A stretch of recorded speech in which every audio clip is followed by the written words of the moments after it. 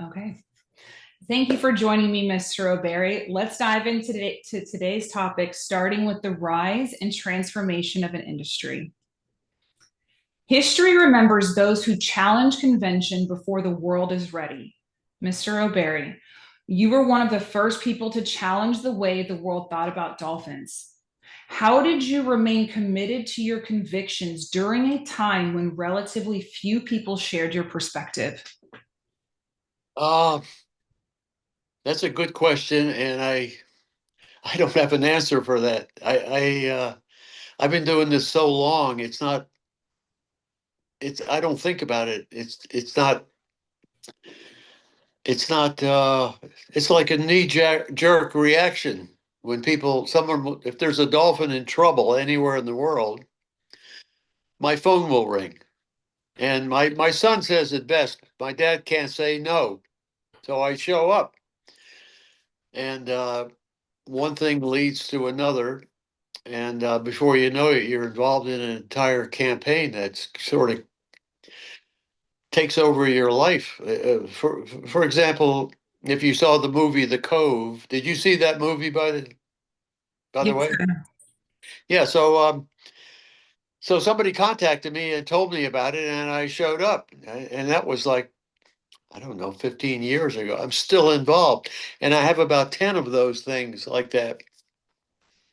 And speaking of my son, he just produced a film which is called Freeing Flipper, should be out in a few months. And that question came up a lot. What motivates me to do what I do? Frankly, I don't know myself anymore. I really should be able to answer that question, like articulate it like the guy does in the movie uh, Octopus. What is it called? What was that film? My mind is scrambled. Uh, Anyhow, I don't know what motivates me anymore to do what I know what motivated me initially. Mm-hmm. It's what the Dolphins I was working with. Uh, One of them died in my arms of what is indeed self-induced asphyxiation. Dolphins are not automatic air breathers, and if life becomes too difficult, they can simply hold their breath, and that is suicide. And that's exactly what happened. And I was so angry Right. that I was motivated then to try to free every dolphin I could. And those would be dolphins that are in sea pens and like in Cancun or in the Caribbean, any place you have a cruise ship, you'll find captive dolphins for the tourists to swim with. So my intention was try to free all of them. Uh, I I love would, that part of your story because something happened to you. When I was reading your book, there was this, it was building up and building up and building up, and you can see like the starting of the shift in your mind, right? And I feel like there was these breadcrumbs that were shifting, and then you have this catalyst that happens to you, this tragedy that happens to you that creates this 180, and that 180 defined the rest of your career. career. It defined your life, right? Yeah, well, it's all sort of runs together. But so then you were asking what motivates me. That's what motivated me then. Right. That was 50 years ago. That Right. was Earth Day 1970. Here we are in 2026, and if somebody would have told me I'd still be doing this, I would have said, "You got to be crazy." But there is no payoff, and it takes over your life. And I don't know what motivates me anymore. I just do it without thinking. And the phone could ring while we're talking, and I could be heading for the airport, going to anywhere. It still works like that. Well, I love that. And I think it goes back to the statement of history remembers those who challenge convention before the world is ready. And I think that's what you did. And you paved the path towards towards a better world. And I think that you're going to see throughout this conversation that that's where I'm leading, right? And that's where I'm going. And so with that said, after World War II, there was a growing belief that through science and technology, humanity could control nature. Yeah. Dolphin shows really became a reflection of that mindset during that time. You observe the rise of this industry, its transformation, and in many places, its decline. When you step back and look at the entire journey, what do you believe it says about the way humanity's relationship with dolphins has evolved? Well, when you say dolphins, I have to stop and figure out, is she talking about captive dolphins or dolphins in the wild like you experience there in Texas? Those are two different animals. Uh, in 1938, the first dolphinarium opened in St. Augustine, Florida, and it's still open. Hmm. But the Miami Seaquarium was the third. That's where I worked, and so now we have dolphins that are born in captivity all over Europe, in Northern Europe, in places where subtropical animals don't belong. They're born inside of a concrete tank inside of a building, and they're there for people to enjoy as some kind of amusement, not realizing that they don't really represent dolphins in the wild at all anymore. These dolphins that are born, almost all of them now, in captivity in Europe, are second or third generation. And they have never seen a live fish in their life. They don't even know what that is. They don't know what a predator is. They don't know what the tide is or the current. They think that the ceiling is the sky. And these are freaks that we have created for Hmm. our amusement. So I have to pause when somebody's asking me about dolphins. What do I think about? Well, are we talking about wild dolphins or are these freaks that we've created? Um, so yeah, the dolphins, the dolphins that are in SeaWorld, Texas, for example, don't represent dolphins any more than Mickey Mouse represents a real dolphin, like the ones you're observing feeding off the seawall in Texas. The whole thing is it's a multi-billion-dollar industry, and frankly, that industry should be doing what I do. And I think maybe the only reason I'm still doing it is because they won't do it. Right. And then the animal welfare industry, all of these big groups, you can Google them in, they all have to they all have to post their tax records every year, nonprofit corporations. And I see some of these organizations, HSUS, for example, the largest ASPCA and so forth, go to their website, they're talking about saving dolphins. They Hmm. have billions of dollars in their savings account, but they don't actually do anything. They Right. just pretend they're doing it. So that's one of the reasons I keep doing it. I know nobody else is going to do it. Nobody's going to show up in Taiji, Japan, and speak out against that insanity that's going on. But that industry should be doing it because they're the ones who profit from it. SeaWorld alone makes $1.5 billion every 12 months. They don't spend any of it. Yeah, I always love the notion when you go to any type of nonprofit. I probably shouldn't say this. When you go to any type of nonprofit or zoo or aquarium, and I say this a lot privately, not publicly, that they hide behind the guise of conservation, right? They hide behind the guise of education and conservation. It's like, that's not education, that's not conservation, right? That's not what that means. And they get away with it. And so it truly is a conundrum. But somebody's sitting. So I was talking to my grandmother about you the other day, and I was talking about your book, and I told her that there was a couple excerpts in your book that like floored me, right? And so we're talking we have two different generations on the screen, right? And so somebody like me, sitting at 40 years old, when I read that what was happening in the 60s, probably well into the 70s, with the dolphins at gas stations, the dolphins in rock pits, like, to me, I was floored. Yeah. I couldn't believe that a world even like that existed. I had no idea, right? I was not born in that world. And so I think that's what I mean by, like, after World War II, you have this explosion of technology. You have this, we're mowing down fields to create suburbia, right? We are controlling nature. We got the GMOs in the food. We have all these things happening, and we're saying we can control them too. Watch us control these animals as well for your entertainment, right? And so, with that said, you have this had this beautiful ability to watch the rise and the transformation of this industry, of I guess I'll say maybe just the world. I want to say the industry, I should say the world, the perception within the world. And do you think that perception is different now with maybe a generation like me? Maybe we have more empathy. Do you witness this firsthand, that, like, hey, people think differently now than they did back then, when the guy at the gas station somewhere in Florida was throwing the dolphins in the rock pit um, uh, rotten fish, right?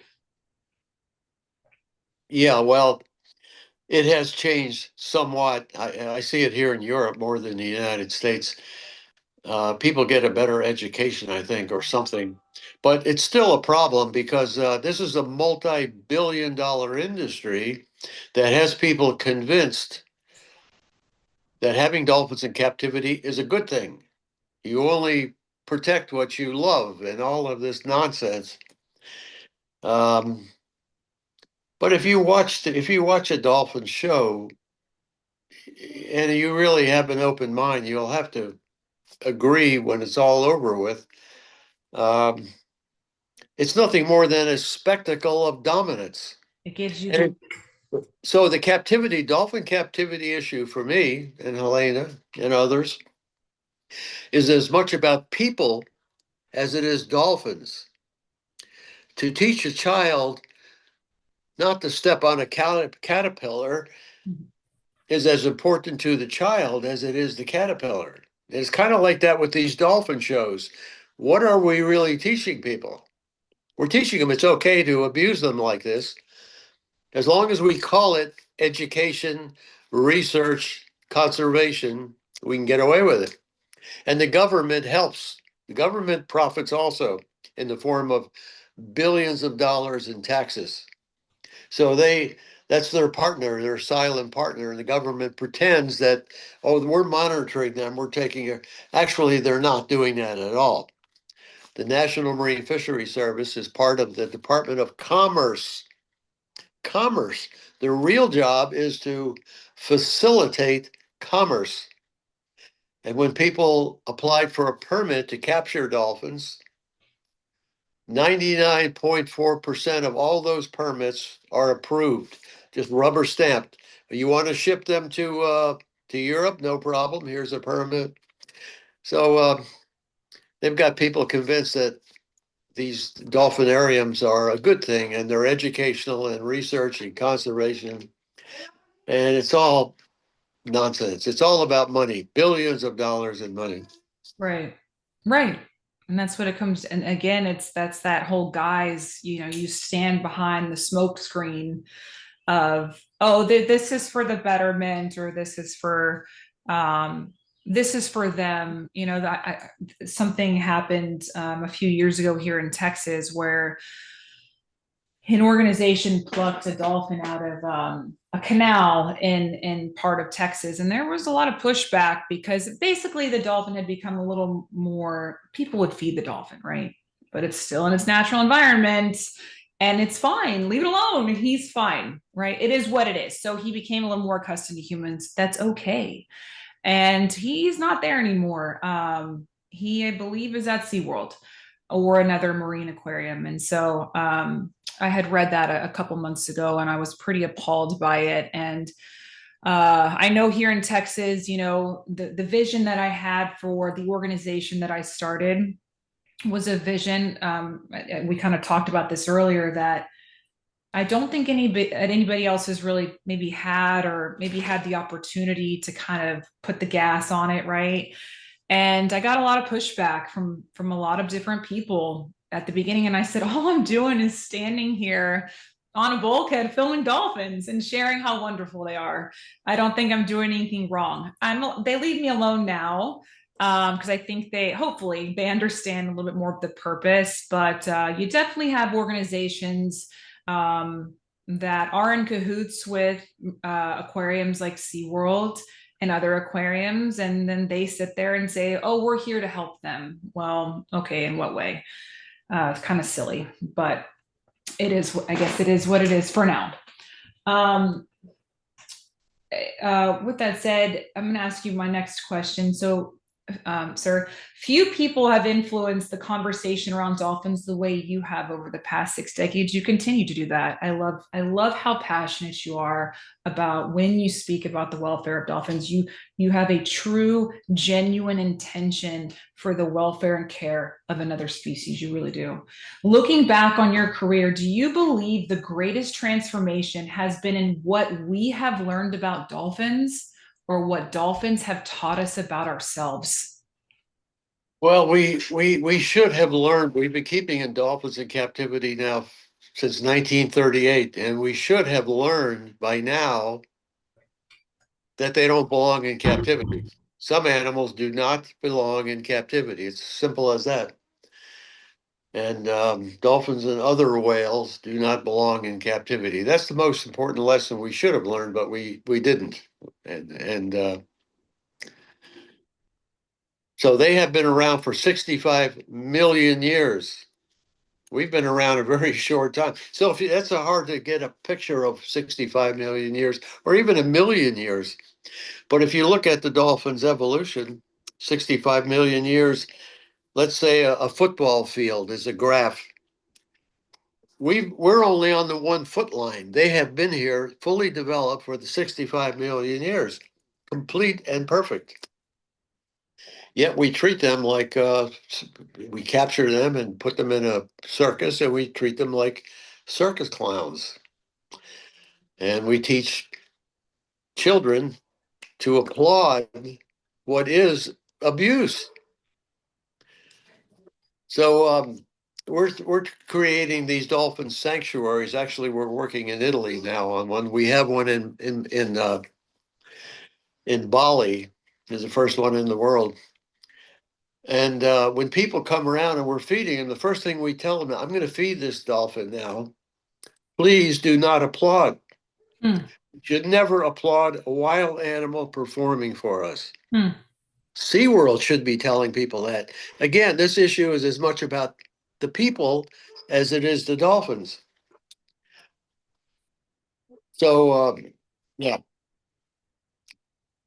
So, do you think that over the past 60 years, that the perception that humans have around dolphins has changed?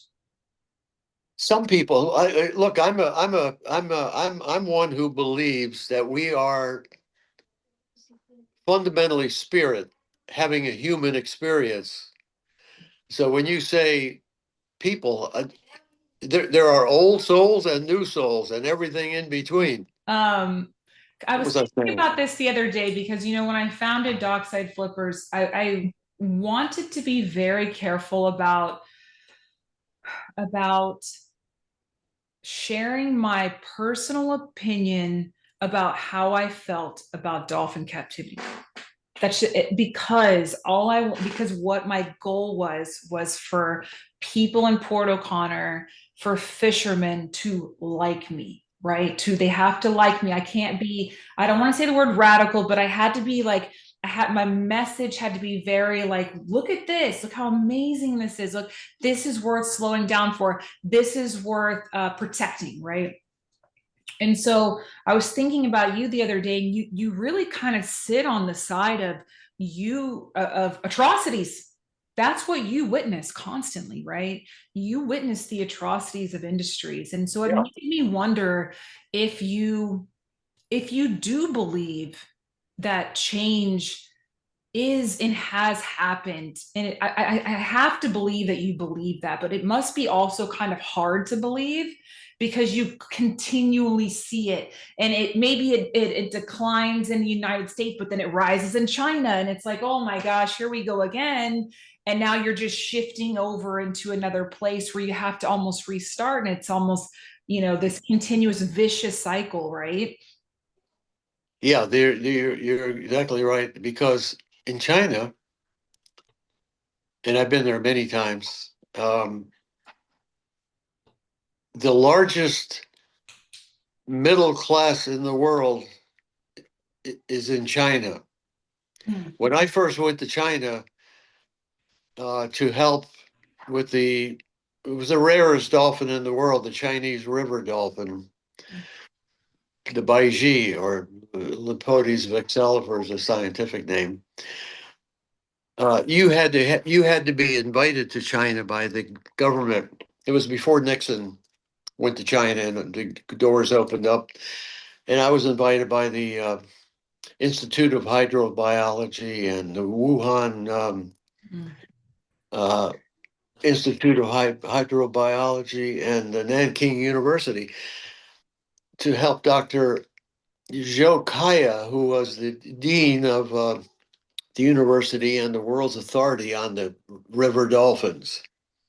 At that time, everybody in China was wearing Mao jackets and riding bicycles. And I'll never forget, we're in the back of a car going somewhere. The car was owned by the university, and there was a driver, and he and I are in the back seat and I'm looking through the windows, and I'm seeing just bicycles everywhere. And Dr. Zhou Kaya pointed to his watch, and he said, and he's the dean of the university. He said, I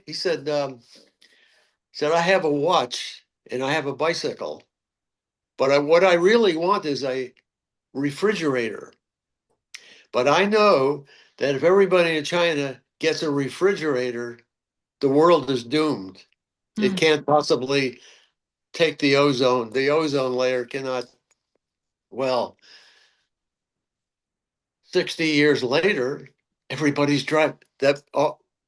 Those bikes are gone. They're driving Mercedes Benz, and everybody's got a refrigerator, and they all want what we have. They want SeaWorld. Yeah. So you have a whole generation of billions of people who want. And so I saw over 30 brand new dolphinariums in China. I was there on a book tour a few years ago. And yeah, so they want all the things we want. And so all of the whales that they're capturing in orcas in Norway are being shipped to China. When dolphinariums close, they send the dolphins to China. So yeah, we're starting all over again now. It just shifts. Yeah. Can I ask you? So I am curious about what's happening in China, and I'm not saying that there's a better way or anything like that, but do you see that it's a mirror? Do you see that it's a mirror of what happened here? Is it an exact mirror of dolphin captivity? It I almost cussed. I'm sorry. It's a pool. It's just a fucking pool, right? Or are you seeing an evolution in what dolphin captivity is? No, I went to all of those. There's a movie about it called, I'll think of it in a minute. I don't know what they were following us around with the camera in China. So the dolphinariums now, the 30 or 40 new ones, are a tiny little, it's like the 1950s style dolphinarium. It's not improved in any way. It's a lot worse because you have so many people in China.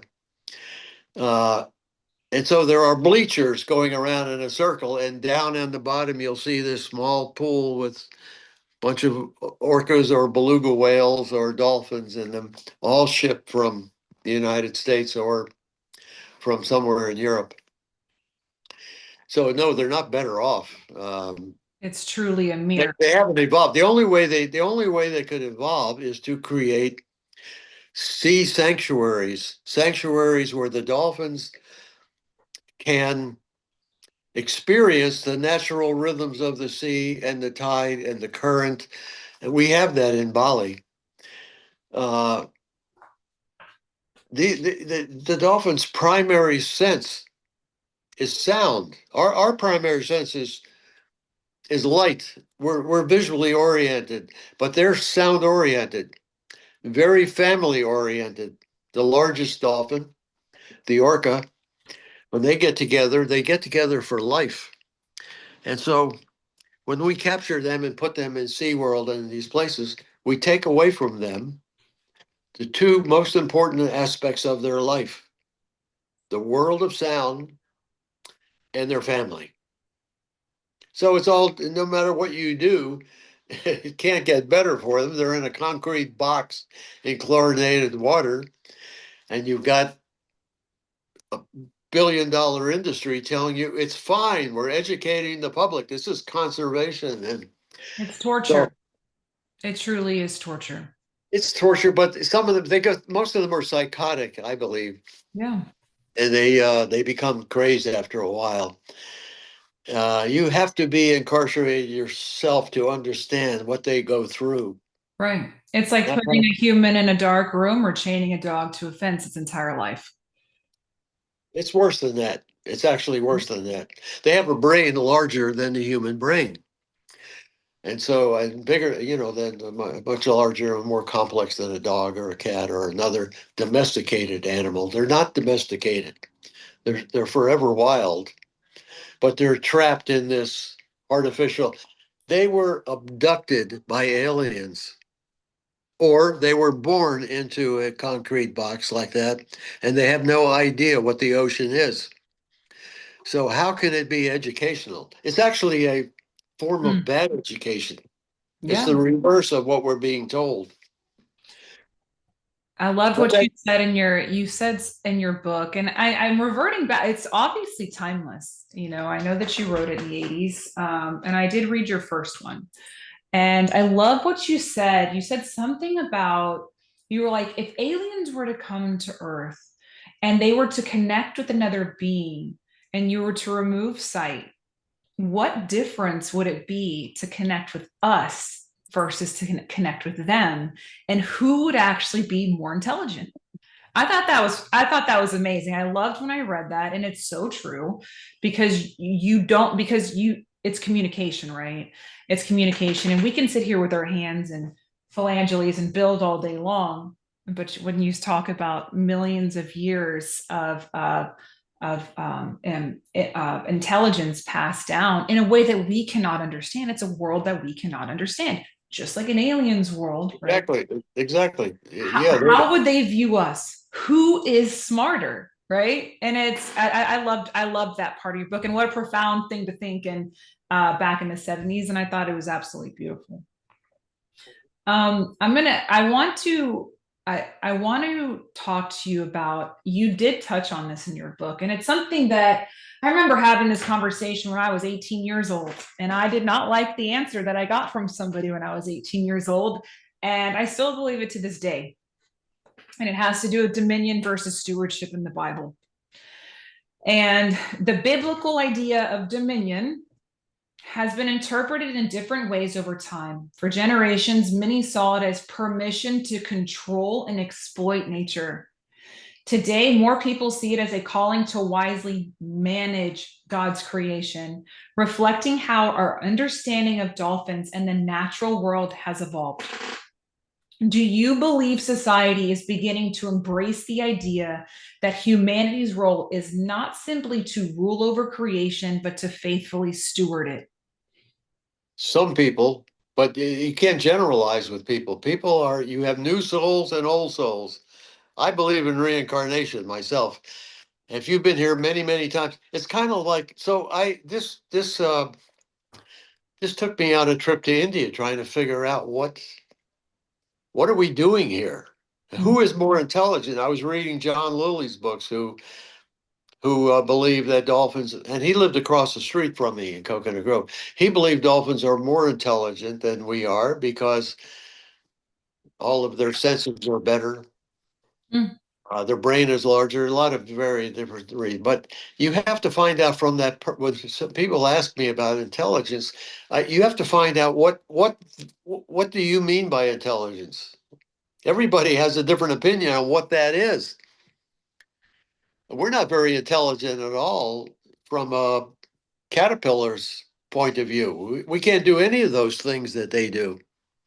So But what about intelligence, generally? So if we think back into the 60s, 70s, and even 80s, do you think that we lived in a world culturally that believed that we have dominion over yeah, animals and that maybe in the past 20 years or so, you've seen a shift in a generational shift to where somebody maybe like me or my son might think a little bit differently about that?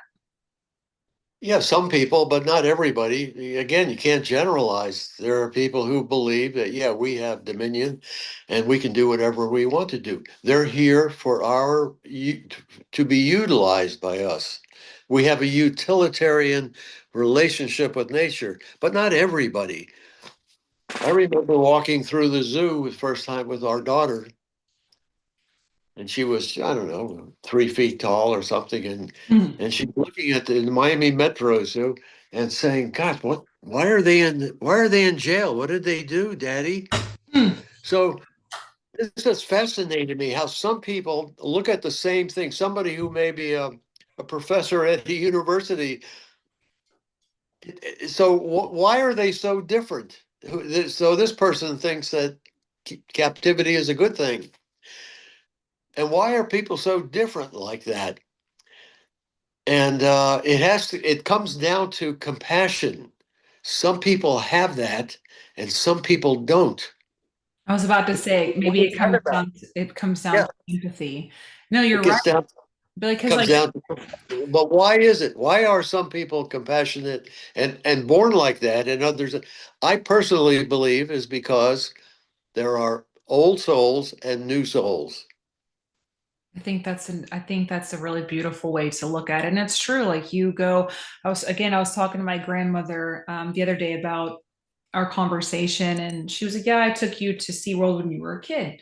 I've only been there once when I was a little kid, and I don't really remember much about it." And she said that it gave me the ick, and it does. Like I have a hard time believing that people can go to these places, pay the ticket, be entertained, leave, and not feel icky. Like it to me, it's crazy. Like you're not sitting there and you're not thinking what happens when you leave.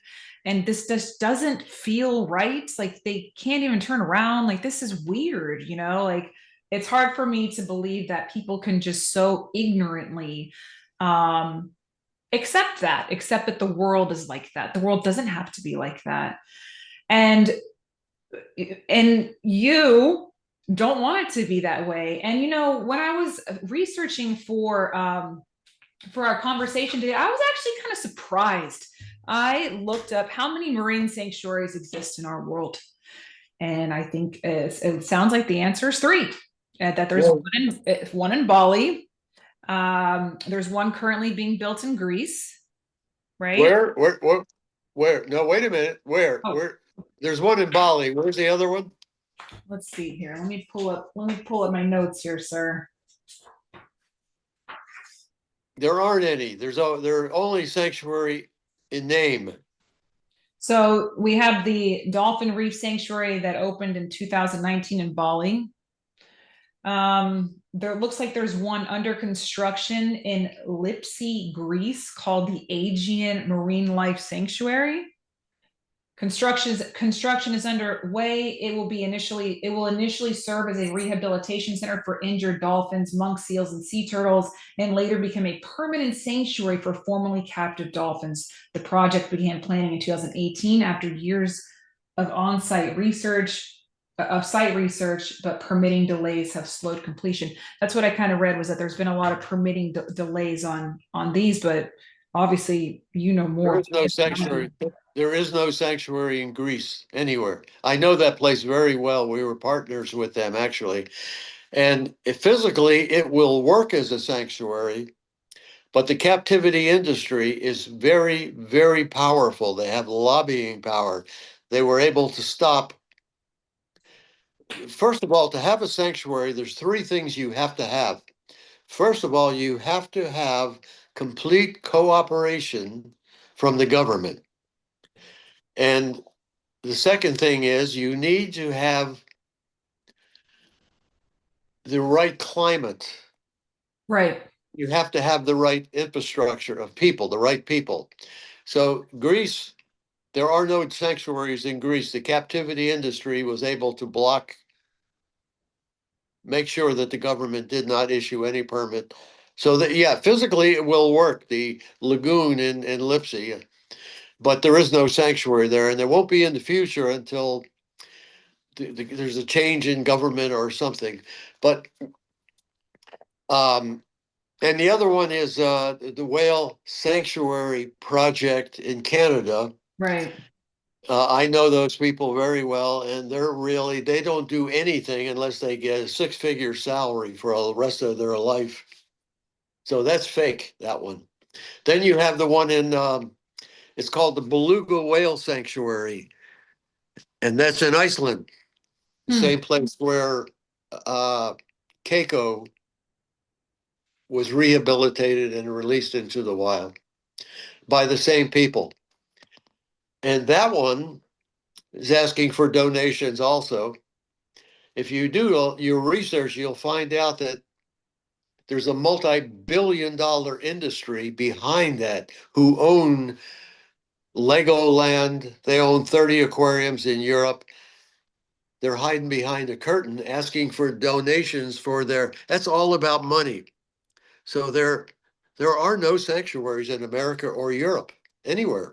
So do you believe the only true sanctuary is the one in Bali, Indonesia? I know that for a fact. Right. I shouldn't say do you believe, I'm sorry. Is Yeah. the only true sanctuary the one in Bali? Well, I mean, do you believe?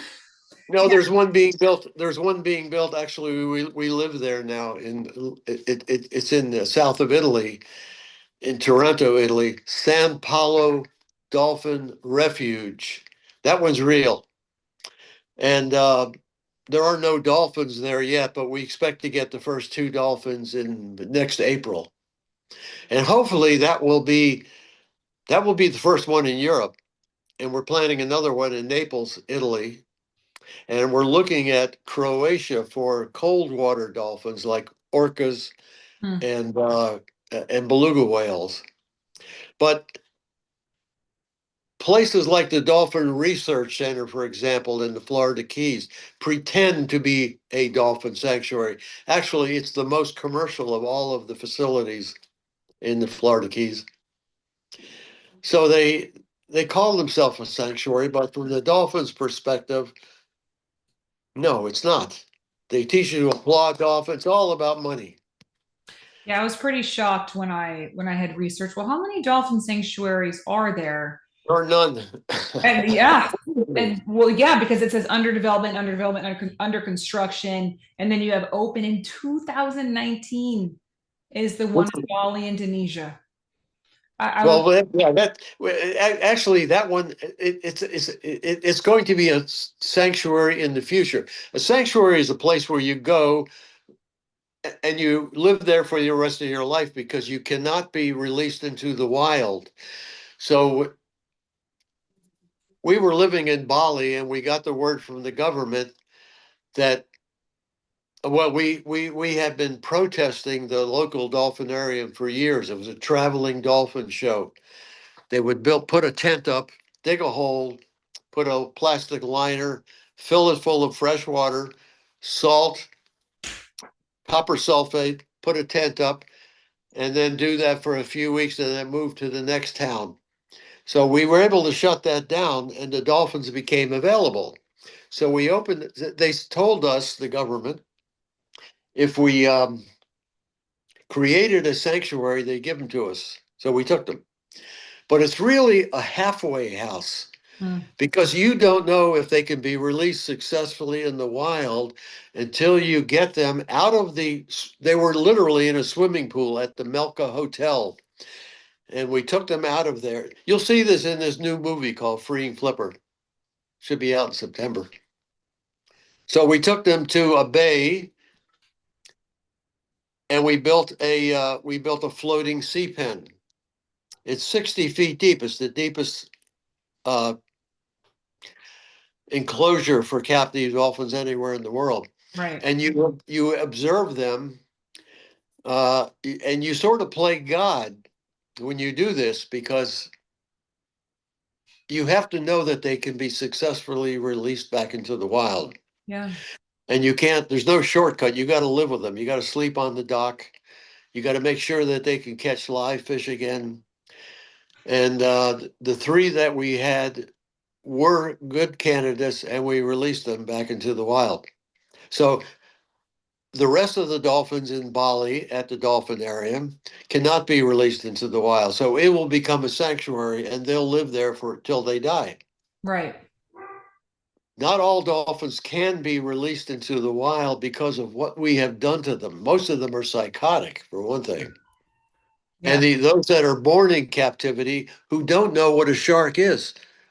Everything a dolphin knows is a learned behavior. So I forget their names sometimes because I know that's not their real name. Flipper is not really that dolphin's name. That's a stage name. I named her Kathy after a girlfriend, but that's not a real name either. Right. But we take them out of the water, and we would do that frequently to film underwater in Nassau in the Bahamas. They tell you what their name is. It's a signature whistle. The mother has taught the dolphin. That's their real name. It's a whistle, and they all have a unique, different name. The truth is, we know very little about dolphins, in spite of the fact we've had them in captivity since 1938. We have learned very little about them. And most of the research is funded by the Office of Naval Research Mm-hmm. with the Dolphins of War program. There's probably 90 of them in small cages in San Diego Harbor. And just that's a black budget item. Billions of dollars is pumped into that program, and nobody knows where it goes, or it's a black, especially when there's a war going on.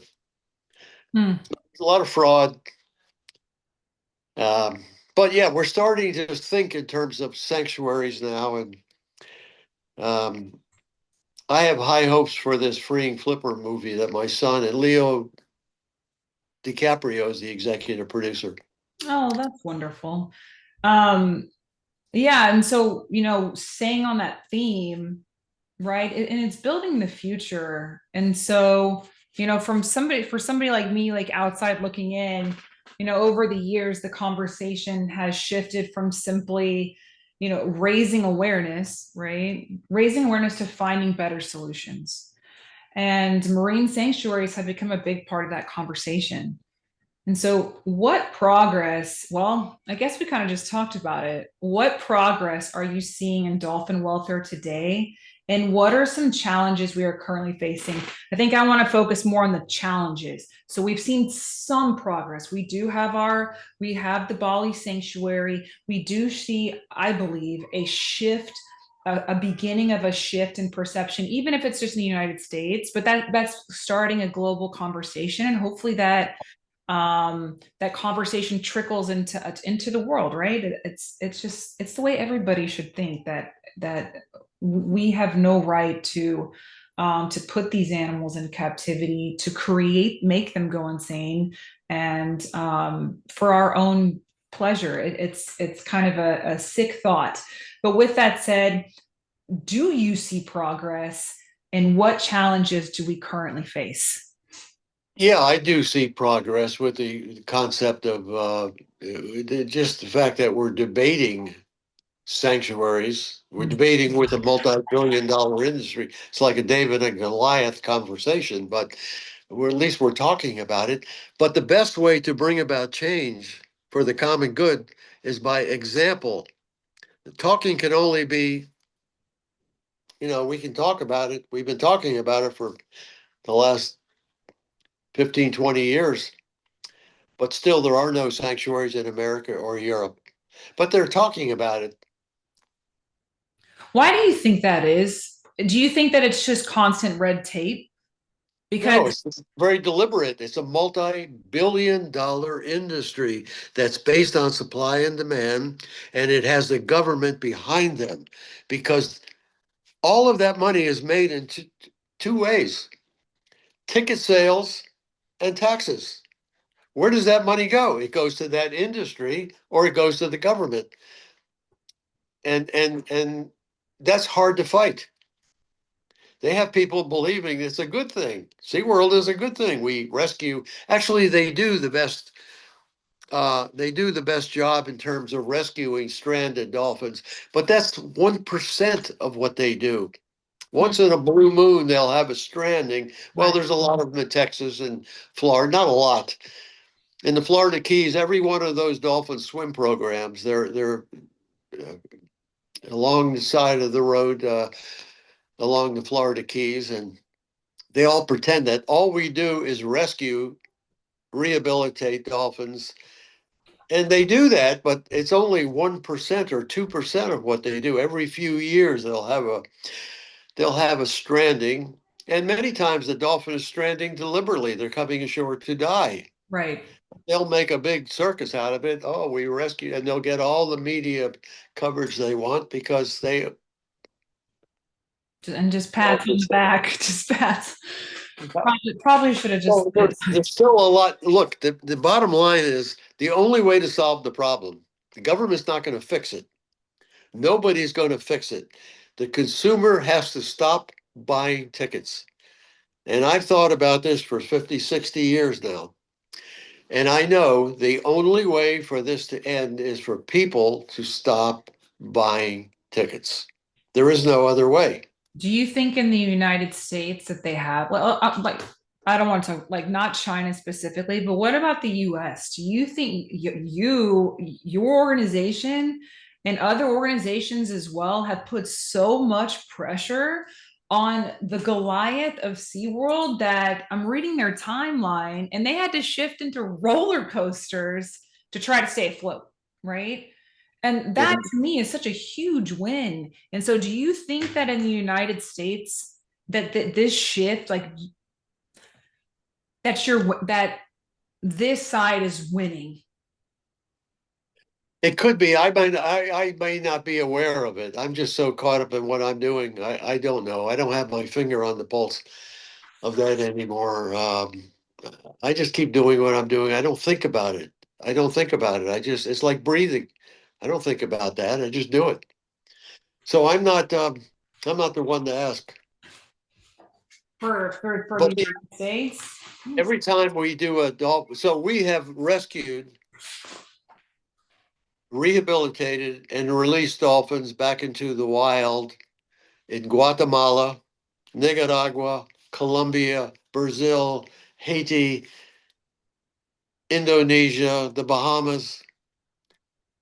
But that industry should be doing it, not me. I just do it because somebody called me, like you called me, and I responded. It's no different. But it might be someone. It usually is a woman. It's usually a woman in the Rio Negre in Guatemala. Hey, there's a dolphin in trouble here. Will you?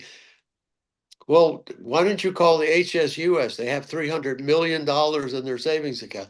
Well, I did call them. They They can't don't do it. They're care. not. I'm the last one they call, and I always show up.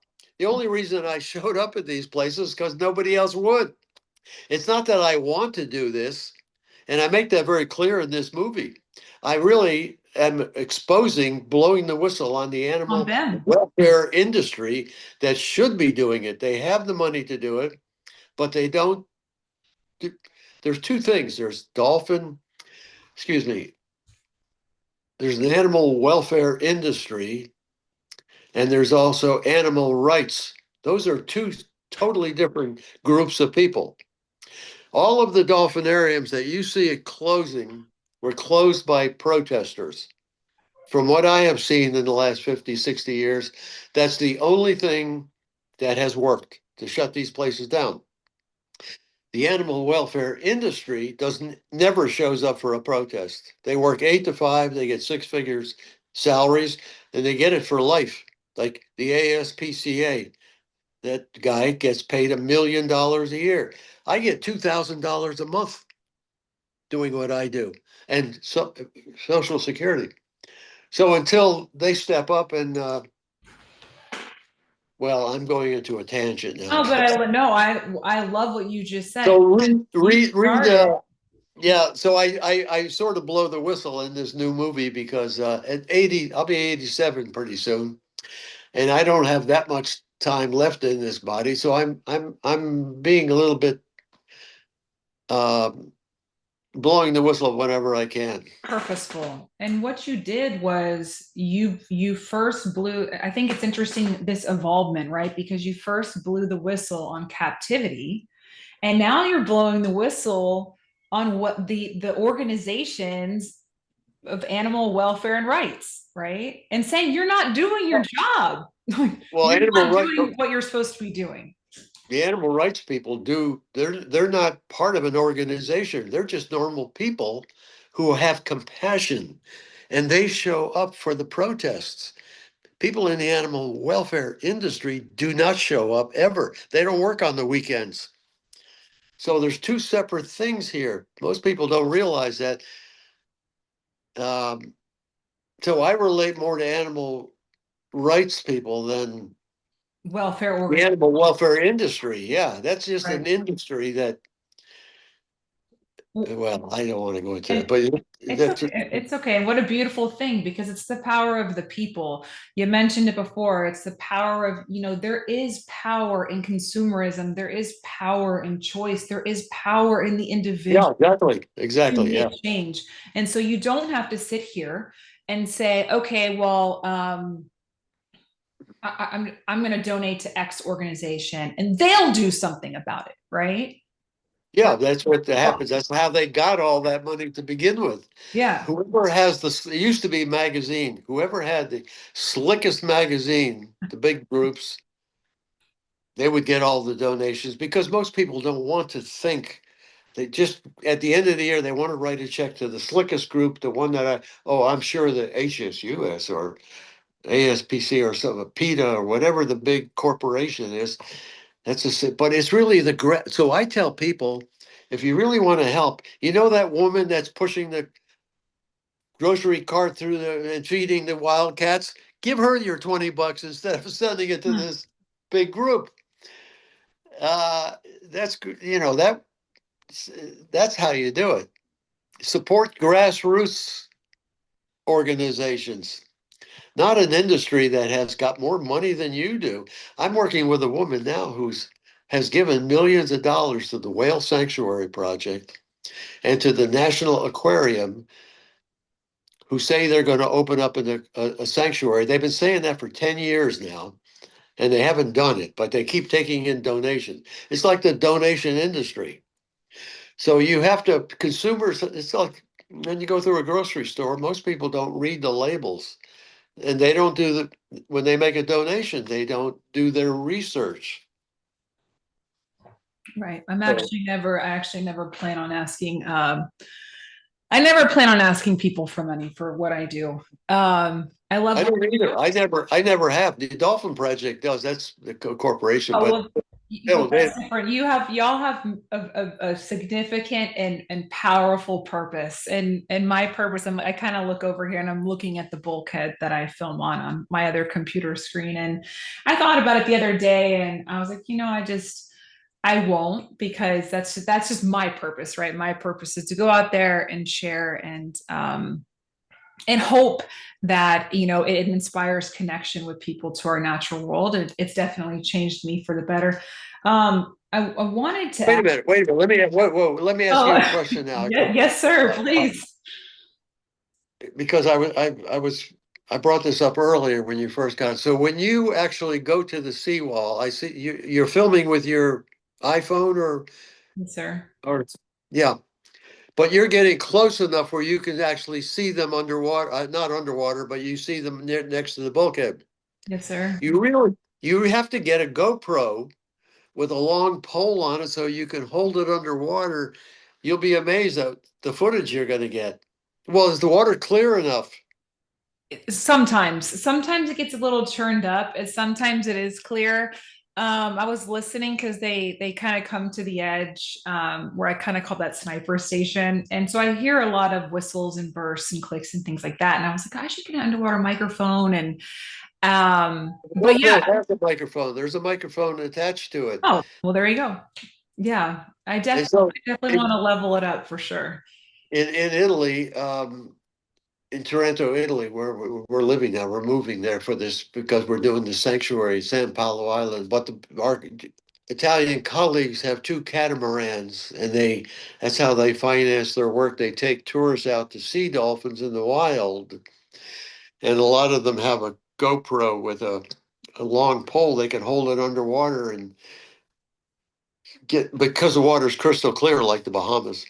Yeah, I think I've seen some of your videos in Italy, with that, and hopefully I'll try it. I'll see what I can do. I'll see if I can impress you a little bit more. Um, when it comes to, I want to talk to you a little bit about marine sanctuaries. I think it's when I read in your book, you talked about a reverted zoo, and I loved what you said at the time. Obviously, this is back in the 80s. And I thought it was such a wonderful, like it's a vision. You had a vision. And a lot of time that is what creates the world around us is visions that people have, right? So if I had told you or anybody else 3 years ago what I thought my organization would be, I got a lot of like side eyes of like, what are you talking about?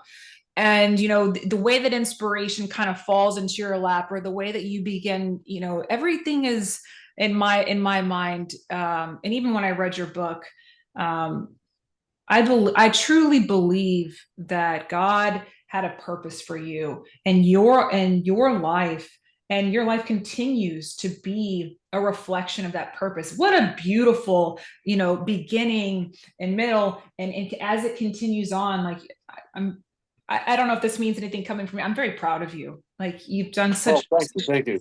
That's a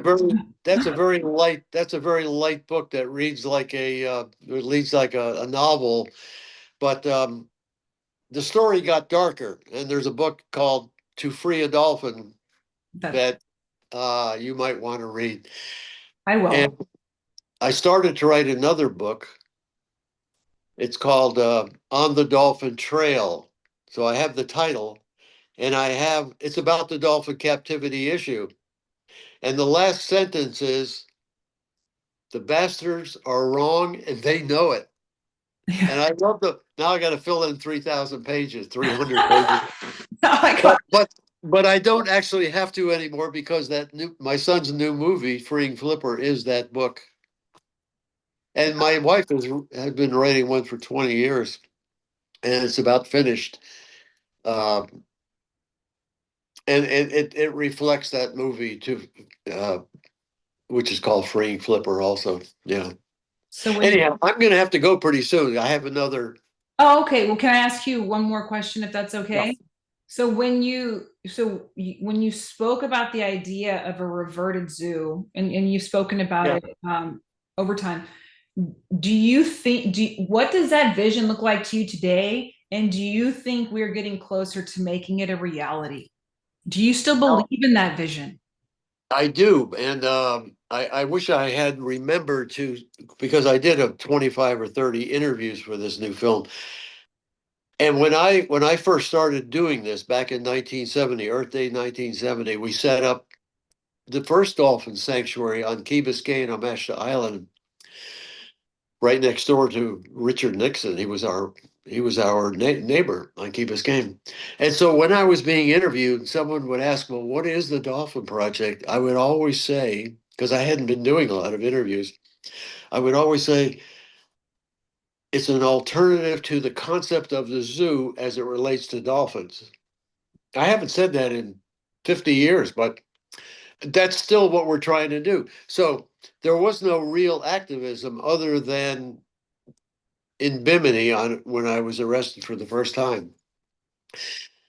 Um, the vision was to create an alternative to the concept of the zoo as it relates to dolphins. How? By creating. So when I worked at the aquarium in this tank, I would be underwater with a helmet on inside the tank looking out at the people who had their nose right up to the glass, and I could see things from the dolphins' point of view. This is what they were seeing. I thought, wow, we could build this in the Bahama Islands on Sand Ridge, where the water's clear as gin. If you can imagine, and I do this every time I go to the airport. When you go to an airport, you're driving up to the airport, you see the control tower. It's a long, skinny thing, and on the top, there's like a glass room. Think of that upside down, where the glass room, Is in like the this room ocean. I'm in, Is in the and ocean. you can swim out of it, you can swim into it, and you could live in there, and you could walk down the staircase into this room. That was the vision to create that. That's what I meant, create an alternative. So that you're actually in the zoo. The dolphins are looking inside of this. They're wild. There's a wild group of dolphins there on Sand Ridge. They're spotted dolphins. But if I thought, well, if I could live there for years, that's maybe I could communicate with them. Do you So, believe that vision is still a reality? Can still be well, a I reality? got sidetracked with activism. The phone Right. rang, and if somebody Yeah. wasn't calling me to help me manifest that dream, what they were doing was saying, "Would you come to Nicaragua? It's extremely dangerous, by the way. You're going to be taking someone's job away from them, and you'll have to get killed doing this." That's what they were calling about. Will you help us? There's some dolphins that are abandoned in a swimming pool in Nicaragua, Guatemala, Haiti, wherever it was. But it So is it Helene, is a new way. It's a new way or a different way. I think people truly want to connect with the world around them. And how do they do that? The means right now are not the right means. The means right now is that ticket, right? What if there was a different ticket? What if there was a ticket into the natural world, right? And so I wonder, like, with now you have different technologies, could is that vision more of a reality now? Could it be more of a yeah, reality now with the means that we have in our world to create the reverted zoo, right? yeah, it's I very think people simple would now. appreciate that. Look, if you can build an oil rig, you know what's involved in building an oil. You can build. We're talking about a glass room underwater in Mhm. the sand and a way to get in and out, and that's basically it. So anyhow, we have a rescue cat here. I'm going to have to jump now because the vet just showed up. Okay. Thank So I'm you. going to have to call end this interview. Yes, sir. Thank you so much. Thank you for talking to me. I truly appreciate it. I hope that we can continue a conversation with each other, a partnership with each other. Thank you for liking my videos. I'm going to ask you one more question. Can you please give me a song that I can dedicate my next video to? A song? Yes, sir. Oh, go to YouTube and listen to Fred Neil, Neil. He wrote a song called The Dolphins. Okay. It's probably the best male vocalist you will ever hear in your life. He and I founded the Dolphin Project, along with other musicians, Jerry Jeff Walker, who was living in Texas in Austin, Mr. Bojangles, he wrote. But yeah, the Dolphin song, Fred Neil. I will clip I saved some videos over this week. I will clip them to that song and I will dedicate it to you, sir. Thank you so much again. I hope you have a wonderful day. God bless you and your family. Thank you. Thanks for calling. Take care. Bye. Bye.